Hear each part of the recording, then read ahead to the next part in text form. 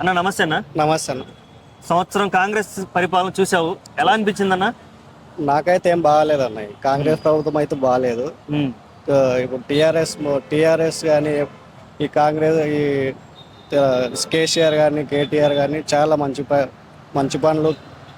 ఈ ఏమైతే రైతులు ఉన్నారో రైతులకు చాలా ప్రస్తుతం మంచిగా చూసుకునేది రైతులనే బాగా చూసుకుంటుంది వాళ్ళు.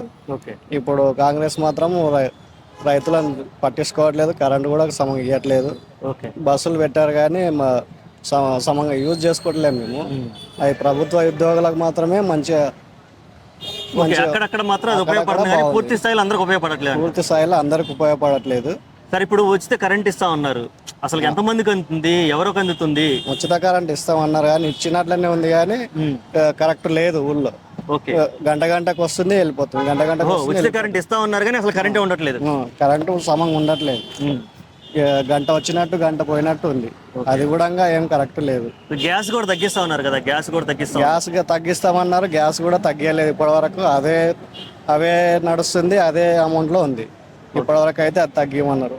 ఒకటి మనం చూసుకుంటే లగచర్ల ఇష్యూ అనేది బాగా వైరల్ అయిపోయింది. అసలు రైతులు అనేది చాలా రకాలుగా ఇబ్బంది పడ్డారు, రైతులను జైల్లో పెట్టడం కూడా చాలా మంది బాధపడ్డారు. అసలు ఈ ఇష్యూ మీద నీ అభిప్రాయం ఏంటి? రైతులు తిరగబడిండ్రు కాబట్టి వాళ్ళు ఇప్పుడు ఫార్మా కంపెనీ స్టాప్ చేసిండ్రు. రైతులు చేసింది న్యాయమే, కరెక్టే. అందరూ తప్పు అంటుండ్రు, అది తప్పేం కాదు, రైటే. వాళ్ళ భూములు వాళ్ళు కాపాడుకున్నారు. అక్కడ రేవంత్ రెడ్డి ఏమన్నాడంటే ఇక్కడ బల్లులు కూడా గుడ్లు పెట్టావు అని చెప్పిండ్రు. అక్కడ నెక్స్ట్ డే న్యూస్ లో అక్కడ ఉన్న రైతు లేడీ ఆమె చేతిలో వడ్లు ఉంటాయి కదా, ఈ వడ్లు చేతిలో పట్టుకొని రేవంత్ రెడ్డి ఇది బల్లులు పెట్టని రాజ్యం అన్నారు కదా, గుడ్లు పెట్టని రాజ్యం అన్నారు కదా, ఇవి ఈ వడ్లు ఇట్లా పంటలు పండుతుంది, మా మీద ఎందుకు మీకు ఇంత కక్ష? మీకు అక్కడ భూమి ఉంది కదా, అక్కడ నీకు అంత ఇష్టం ఉంటే ఆ భూమిలోకి వెళ్ళి నువ్వు ప్రజలకు ఏమన్నా ఇవ్వు. నీకు 500 ఎకరాలు ఉంది అంటున్నావు కదా, అదే 500 ఎకరాలలో ప్రజలకు నీ మీద ఇష్టం ఉంటే ప్రజలకు ఇవ్వు అని చెప్పింది. అది బాగుంటుంది. ప్రజల భూమి తీసుకొని ఫార్మసీ పెట్టిందంటే అటు చుట్టుపక్కల ఉన్న వాళ్ళకి అందరికీ డేంజరే కదన్న. అది మాకు వద్దు, అది ఫార్మసీ కూడా వద్దు మాకు. అది ఫార్మసీ పెట్టే మా చుట్టుపక్కలనే ఉంది. ఓకే. ఇప్పుడు చూసుకుంటే కొత్తగా ఆయన ఒక ఫ్యాషన్ అనుకోవాలో లేకపోతే ఏమనుకోవాలో తెలియదు కానీ ఎవరిని పడితే వాళ్ళని అరెస్టులు చేయటం. ఎప్పుడైతే లగచర్ల ఇష్యూ జరిగిందో అప్పుడు రైతులను అరెస్ట్ చేశాడు, తర్వాత అల్లు అర్జున్ అరెస్ట్ చేశాడు, ఇప్పుడు కేటీఆర్ని అరెస్ట్ చేస్తా అంటున్నాడు.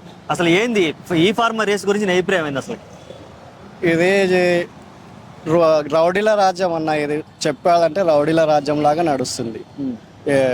ఒక పొలిటీషియన్కు ఉన్న క్వాలిటీస్ అయితే లేవు, ఏదో నడుస్తుంది కానీ అంతగానం ఫుల్ సాటిస్ఫై అయితే లేదు. ఓకే. అంటే కక్ష సాధింపు చర్యల్లో ఏమన్నా చేస్తున్నాడని? కక్ష అయితే బాగానే ఉంది. అన్నెసెసర్లీ పట్నం నరేందర్ రెడ్డి సార్ని అరెస్ట్ చేసిండ్రు, అది కక్ష నుంచే చేసినట్లు నాకు అనిపిస్తుంది. ఓకే. రేపు కేటీఆర్ని కూడా అదే విషయం పైన అదే విషయం దృష్టిలో పెట్టుకొని ఆ సార్ని కూడా అరెస్ట్ చేద్దామని చెప్పి అదే అనుకుంటున్నాడు. ఓకే. ఇప్పుడు కేటీఆర్ గారు తీసుకొచ్చినటువంటి ఈ ఫార్మా రేస్ అనేది నీకు ఎలా అనిపించింది అసలు? మామూలుగా డి ఫార్మా బెటర్, ఈ ఫార్మా రేస్ బెటర్ అంటే హైదరాబాద్ ని ప్రపంచానికి పరిచయం చేసింది. ఓకే. అప్పుడు 700 కోట్ల రూపాయల వరకు రాష్ట్రానికి కూడా సముదాయం చేకూరిందని మన కేటీఆర్ బహిరంగ లేఖ రాశారు. అంటే అంతటి ఆదాయం సమకూర్చి రాష్ట్రాన్ని ఒక్కసారిగా ప్రపంచ దృష్టి తీసుకెళ్తే ఇలా ఇటువంటి అరెస్టులు చేస్తామంటూ ముందుగానే ఇది కరెక్ట్ కాదన్న. ఇది ఎంతవరకు కరెక్ట్ కాదు. వాళ్ళు ఏమైతే చేస్తున్నారో ప్రజల మంచి కోసమే చేస్తున్నారు.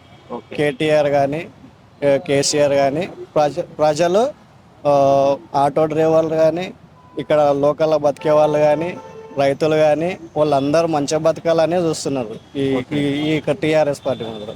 కాంగ్రెస్ పార్టీ అట్లా లేదు, అన్ని రౌడీ రాజకీయం లాగా నడుస్తుంది. ఓకే అన్న, థ్యాంక్ యూ.